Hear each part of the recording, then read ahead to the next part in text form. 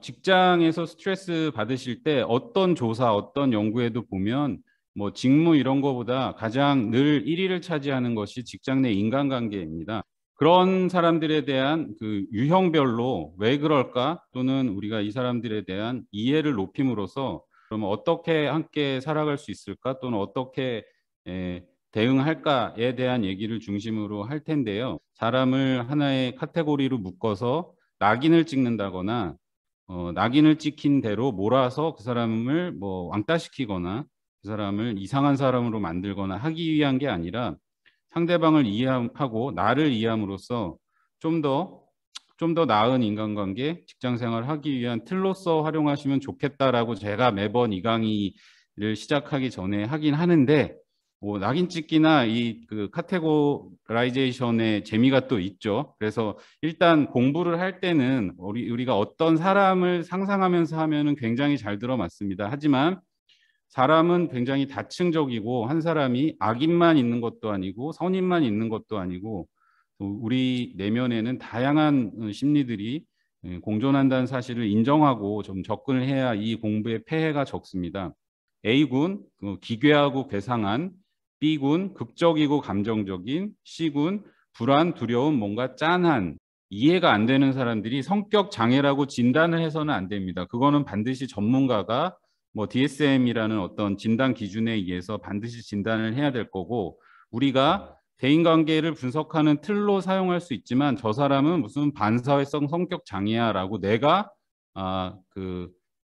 낙인을 찍을 수는 없는 겁니다. 그래서 오늘 다룰 세 가지 성격 유형은 B군 중에 반사회적 성격 장애 형입니다. 반사회적 성격 장애로 진단받았으면 치료를 받고 계시겠죠. 우리 주변에서 볼 수 있는 반사회적 성향이 강하신 분들을 얘기하는 겁니다.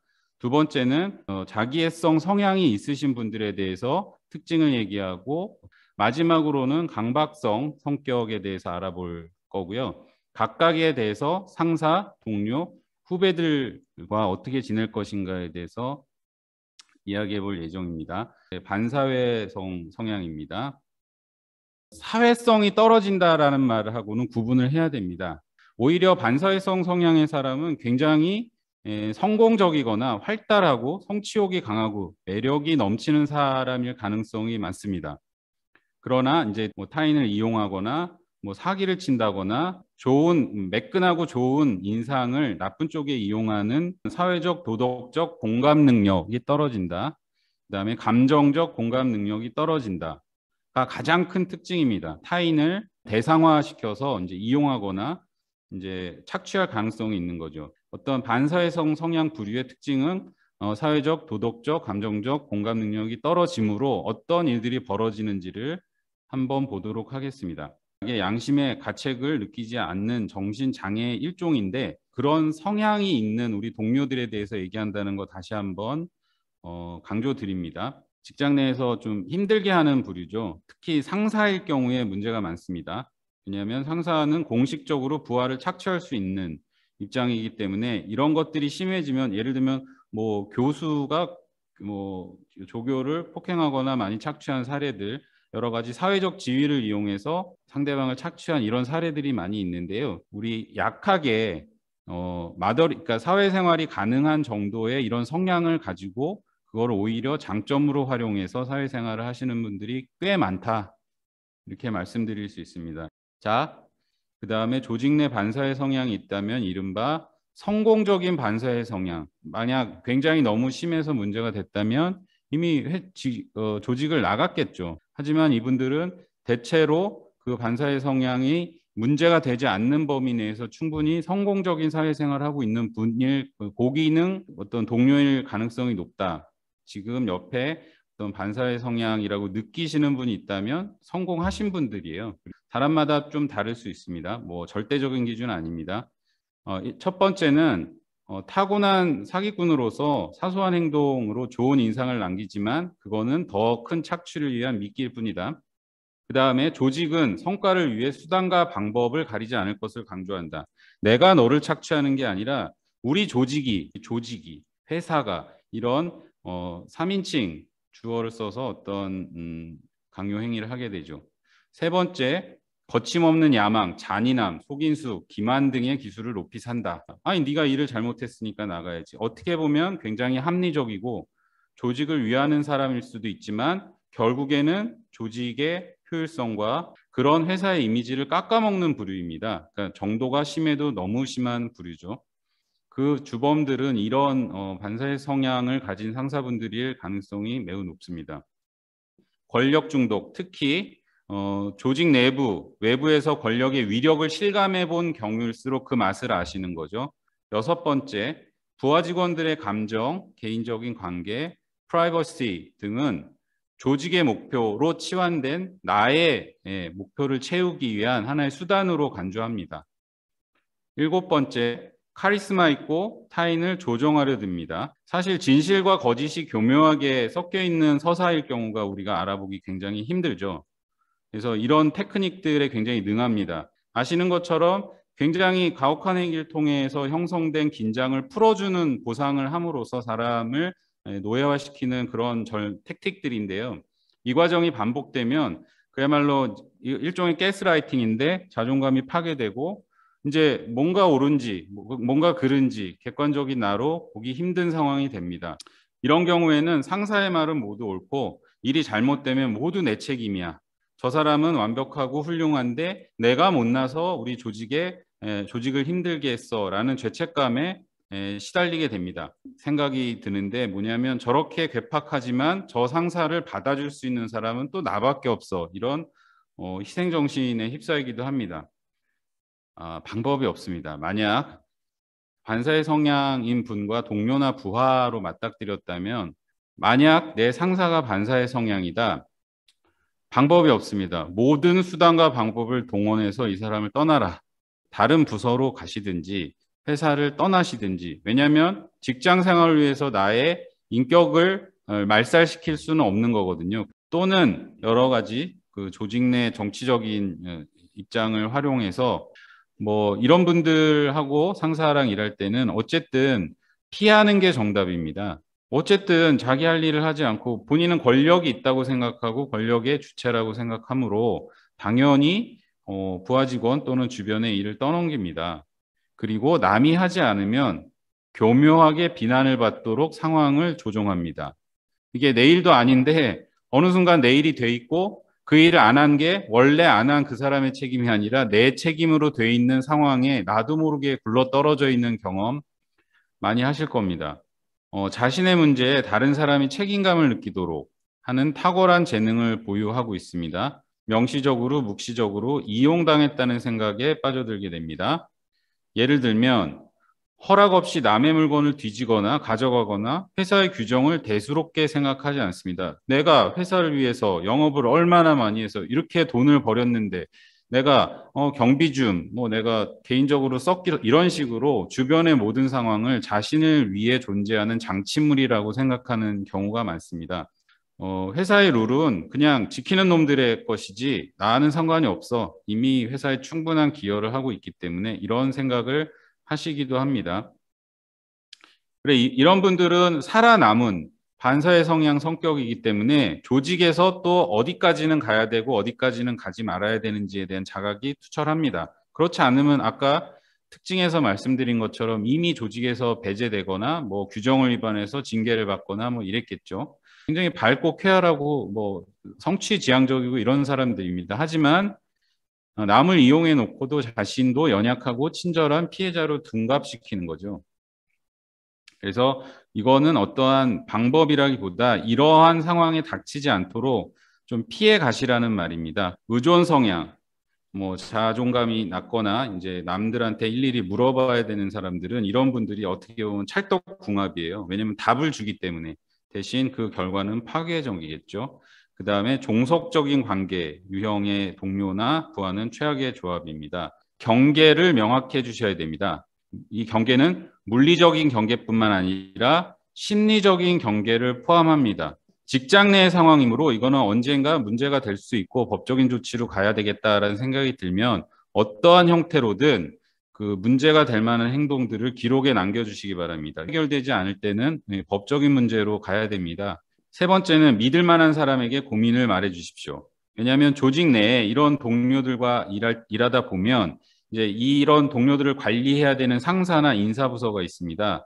근데 어쨌든 남의 얘기니까 신중하게 이 비밀을 지켜주고 그 일에 대해서 반드시 해결을 해야 될 책임이 있는 분들과 이런 상황에 닥쳐 있다. 아까 먼저 말씀은 단호하게 경계를 명확히 하라라는 원칙과 같이 인사부서나 근로자 고충 해소가 뭐 상담 창구가 있을 겁니다.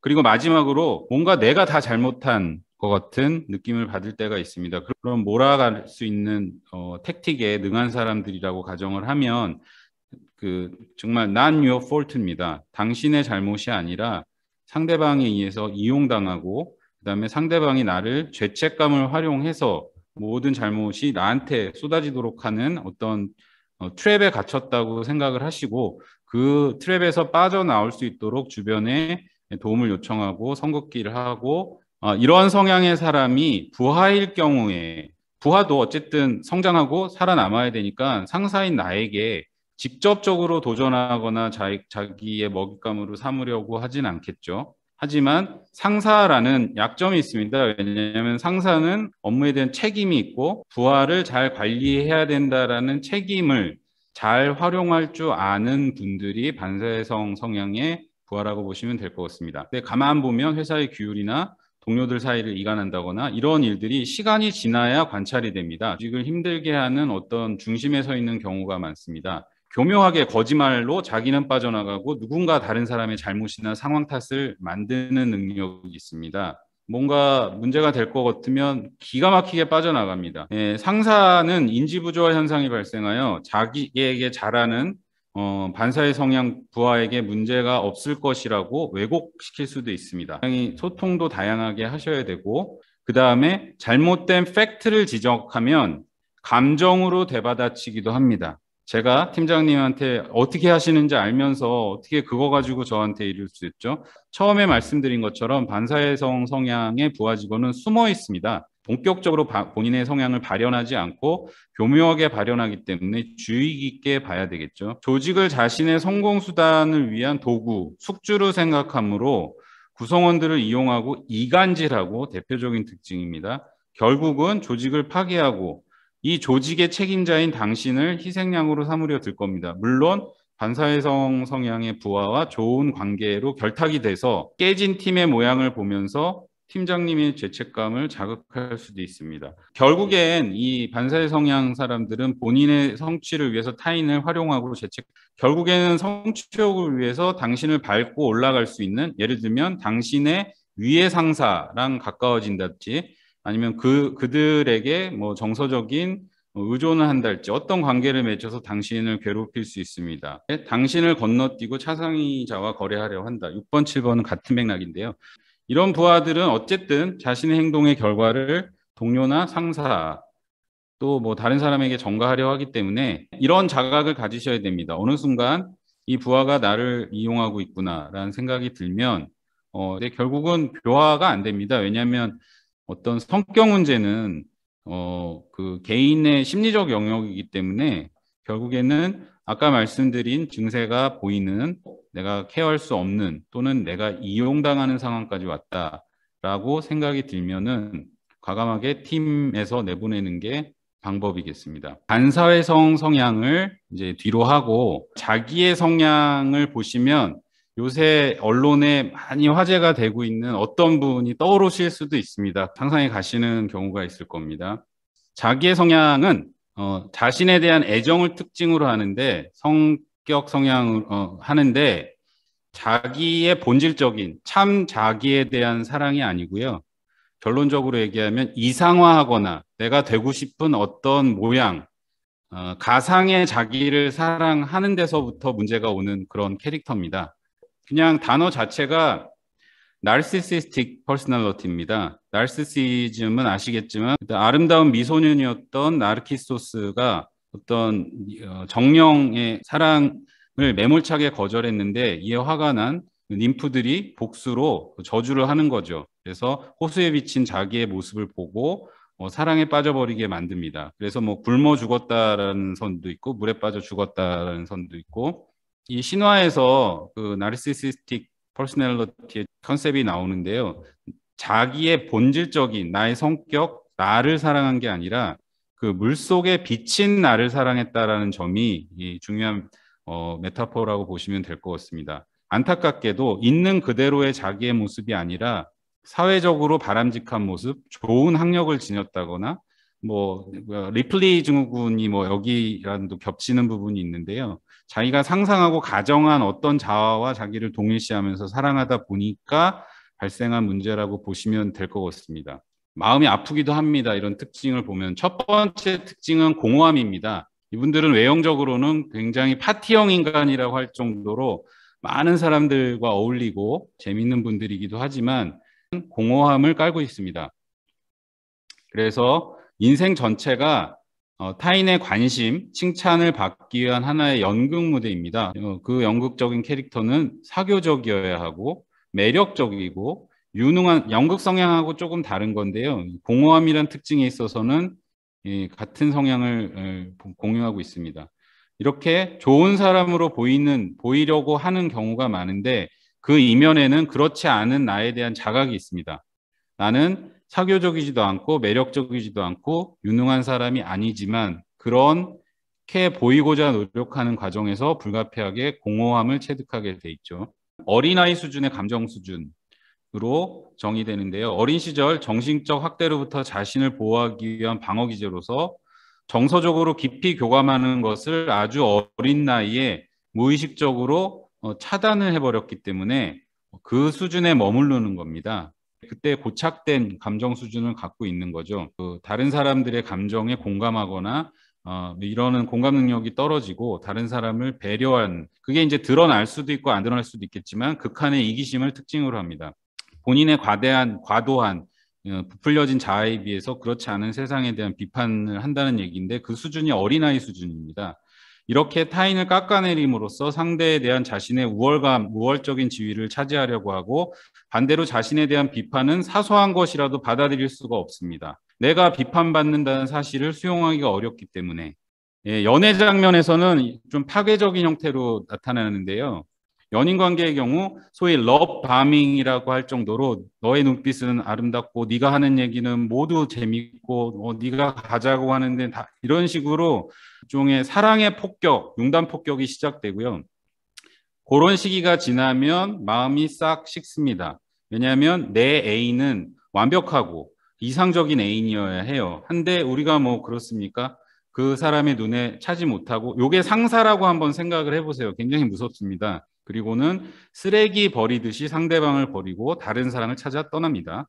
이거 어떻게 보면 이런 사랑의 유형을 가진 분들 자신이 불행하겠지만 주변에 이제 이런 분들의 피해자를 대량 양산하게 되겠죠. 이런 분들이 이제 상사로 만났을 때 어떤 특징을 보이는지를 알고요. 아까 처음에 말씀드린 것처럼 뭐 낙인 찍고 이 사람들을 파멸시키겠다 이런 게 아니라 이런 분들의 특징을 잘 이해하고 잘 피해 다니는 게 오늘의 목적임을 다시 한번 상기시켜 드립니다. 이런 분들과 일할 때는 업무에 집중해야 됩니다. 굉장히 그러니까 그 회사에서 요구하는 퍼포먼스에 민감합니다. 나의 이상적인 목표는 좋은 상사이고 좋은 팀장이고 훌륭한 그 회사의 일꾼이기 때문에 그 목표를 통해서 자신을 드러내고 싶은 욕망이 큽니다. 그 당연한 귀결인데 자신의 팀의 구성원들에게 굉장히 높은 성과를 기대할 수 있습니다. 정말 이거는 뭐 사람이 달성할 수 있는 목표인가 싶을 정도로 이상화된 목표를 제시하겠죠. 만약 당신이 좋은 성과를 거둔다면 다행히 모두 자신의 영도력으로 성공한 것으로 팀의 성과를 자신의 성과로 가져가겠죠. 이런 분들은 역시 공감 능력이 떨어집니다. 왜냐하면 자신의 관심사 이외에는 당신에 대한 인간적인 관심, 얘가 고생을 하는지 출퇴근길에 무슨 일이 있었는지 관심을 기대하지 않는 게 좋습니다. 왜냐하면 당신은 이상화된 자기의 목표를 달성하기에 하나의 수단, 그 반사의 성향하고 굉장히 유사하죠. 그 다음에 당신의 퇴근 후 생활, 사생활을 인정하지 않을 수도 있습니다. 네 번째, 자기의 성향 상사와의 어떤 관계 문제로 부하 직원이 퇴사해도 그거는 뭐 그 사람 문제고 그 사람의 잘못인 거예요. 결국 자기 만족 때문에 조직을 파괴할 수 있는 부정적인 영향을 갖고 있습니다. 그 다음 이런 분들은 항상 칭찬을 해줘야 됩니다. 이게 당신이 팀장이기 때문에 임원이기 때문에 듣는 얘기인지 정말 직원들이 자기를 좋아해서 듣는 얘기인지 구분이 안 갑니다. 자기가 훌륭한 사람이기 때문에 칭찬한다고 생각하겠죠. 요새 고가철이죠. 뭐 충성을 다 바쳤는데 결국은 C, D 돌아오고 이유를 물어보면 뭐 여성이어서 나는 고가를 좀 아니 요새도 그런 말 하는 사람이 있나요? 인권위에 진정하세요 했는데 요새도 그런 사람이 있더라고요. 자신의 이상적인 자아를 바라보고 있기 때문에 자기는 다른 규칙, 일반적인 규칙을 적용받지 않는다. 성폭력 사건으로 문제를 크게 일으킨 제작자죠. 하비 웨인스타인의 성추행 스캔들도 보면 이런 비대해진 자아, 이상화된 자아를 만족시키기 위해서 남들을 희생시키는 대표적인 케이스가 되겠죠. 임퍼스널라이즈 하라는 겁니다. 그 분과의 관계에 있어서는 일은 일뿐이고 최대한 개인적으로 받아들이지 말라는 게 첫 번째 조언입니다. 하여튼 그들의 감정에 휘말리지 않아야 되는데요. 자기 성향의 상사가 격분하거나 의심, 슬픔, 좌절 등 그 어떤 반응을 보이든지 임퍼스널라이즈 하시고 그다음에 당신이 그들을 위로할 수도 없지만 변화시킬 수도 없는 점을 명심하십시오. 그래서 어떻게 보면 정서적으로 좀 무감각하게 이런 분들하고는 대하는 수밖에 없습니다. 자기의 성향의 가족이 그렇듯이 상사의 어떤 포악한 성격에 적응하는 방법을 그게 당연하게 되어서는 안 된다는 얘기입니다. 아닌 건 아니라고 얘기하고 아까 반사의 성향의 상사와 같이 계속적으로 기록을 남기고 그다음에 공식적인 라인으로 어필을 해야 됩니다. 만일 당신이 이런 상사에 노예적으로 적응을 하지 않았다면 이미 당신은 그 조직을 떠난 사람이거나 곧 해고당할 수 있습니다. 근데 뭐 상사보다는 동료가 나을 것 같지만 또 이런 특징들로 인해서 절망적이긴 마찬가지입니다. 근데 이런 분들은 좀 재수가 없겠죠. 뭐 굉장히 뭐 말 한마디를 해도 그냥 누가 봐도 자기 잘난 맛에 사는 거예요. 이 경우는 굉장히 다행인 경우인데 동료들은 나의 무대 장치입니다. 열심히 일하고 성공하는 나의 조연들이죠. 자기 자신을 특별하고 훌륭한 주인공으로 보기 때문에 회사의 규정이 자기에게는 예외다. 이렇게 생각할 수 있습니다. 이분들은 반사의 성향과 유사하게 수치심이 없고 그래서 고위층과 잘 지낼 수 있는 기술들이 있습니다. 공허한 내면을 충족하기 위해 칭찬과 보상의 권한을 가진 상급자에게 매우 잘하겠죠. 마지막으로 자신의 일을 죄책감 없이 당연스레 남에게 미루기도 합니다. 나는 화려하고 중심이 되는 일을 해야 되므로 허드렛 일들은 다른 사람에게 미뤄야 됩니다. 아까 제가 극단적인 경우 두 분을 모셔왔기 때문에 이런 분들과는 사실 요령이 별로 없습니다. 그리고 더더군다나 이 사람을 내가 한번 변화시켜 봐야 되겠다라든가 그러지 말라고 지적한다든가 아무 소용 없습니다. 그거의 관계는 여러분들을 보호하는 게 방법입니다. 그러니까 스트레스를 줄일 수 있는 방법을 찾고 접촉을 줄이는 방법을 찾아야 되겠죠. 그분들은 인생 그 무대의 주인공이기 때문에 그러라고 내두시면 됩니다. 이상 성격 이제 병리적인 진단을 받을 정도라면 내가 무슨 문제가 있는데 내 삶의 주인공이고 잘하고 있는데 근데 이제 주변 사람들이 힘든 거죠. 그래서 주변 사람들의 스트레스를 줄이는 어떤 집단적인 노력도 필요하고요. 뭐 너무 대책 없는 거 아니냐? 그런데 뭐 대책이 없는 걸 없다고 지금 말씀드리는 거거든요. 그러니까 너무 이겨내거나 내 탓으로 저런 사람들과도 내가 잘 지내지 하는 불가능한 목표를 품지 마시고 뭐 이런 경우에도 이제 부하가 있을 수 있고 이건 뭐 팀의 일을 자기가 다 하는 줄 알아요. 그리고 밖에 나가서도 근데 자기의 무대가 아니다 싶으면 금방 떠나겠죠. 왜냐하면 인정받을 수 없거나 왜냐하면 칭찬과 인정이 굉장히 필요한 캐릭터들인데 자기가 원하는 밥을 주지 않는 조직에 오래 버틸 수가 없습니다. 이분은 캐릭터를 자유자재로 자신을 띄우기 위해서 또는 목적을 위해서 어떤 성격적인 연기에 능할 수 있기 때문입니다. 그리고 이런 부하 직원한테 진정한 의미의 칭찬과 감사, 이해, 존경을 기대 안 하시는 편이 좋습니다. 이런 마음들을 숨길 수 없습니다. 어떤 직장이란 무대의 주인공은 난데 팀장 당신이 뭔데 능력도 없는 게 내 위에서 이래라 저래라 하느냐라는 게 드러나죠. 사람이니까. 뭔가 술수를 피우고 상사에 대해서 뭔가 작전을 항상 피고 있습니다. 당신을 끌어내리기 위해서. 그 다음에 경직성이 강해 변화를 거부한다. 왜? 나는 이미 최고이니까. 그래서 이런 부하 직원을 이해하는 가장 근본적인 것은 이들의 뒤에 숨어 있는 열등감을 이해하는 겁니다. 이 열등감을 이해해야 이런 부하 직원을 관리할 수 있죠. 그래서 관리 기법은 주로 칭찬입니다. 잘한다, 잘한다, 오구오구입니다. 구체적인 사건에 대해서 칭찬을 해주시는 쪽으로 코칭을 하면 좋겠습니다. 사실에 근거한 칭찬을 하라는 말씀도 결국에는 이상화된 그 사람에 대한 모습이 아니라 실제로 한 행위, 그 사람 자신을 돌아볼 수 있는 칭찬 또는 미러링을 해주시면 좋을 것입니다. 그래서 가능한 한 객관적으로 상대의 실적이나 업무를 서술을 해주시고 공정한 피드백을 해주십시오. 심장을 띄워주기 또는 비행기 타기에 굉장히 능숙할 수 있습니다. 곧 떨어진다고 얘가 나한테 이럴 수 있어. 감정적으로 반응하실 게 아니라 이 사람의 패턴을 잘 관찰하십시오. 팀플레이를 존중하고 칭찬해 주십시오. 아, 내가 팀플레이를 했을 때 좋은 연기자이구나 라는 인식을 가질 수 있도록 스타 플레이어의 코치처럼 스스로 행동하십시오. 매우 화려하고 정말 정점에 있는 코치 와 이런 관계 맺기를 하시면 좋을 것 같습니다. 그런 경향을 모티베이션으로 활용하는 거죠. 좀 더 높은 단계를 제시하고 높은 이상적인 업무 수준 또는 관계의 수준을 제시함으로써 그분들의 성장을 도울 수도 있겠죠. 강박 성향의 우리 상사, 동료, 후배들을 만나보도록 하겠습니다.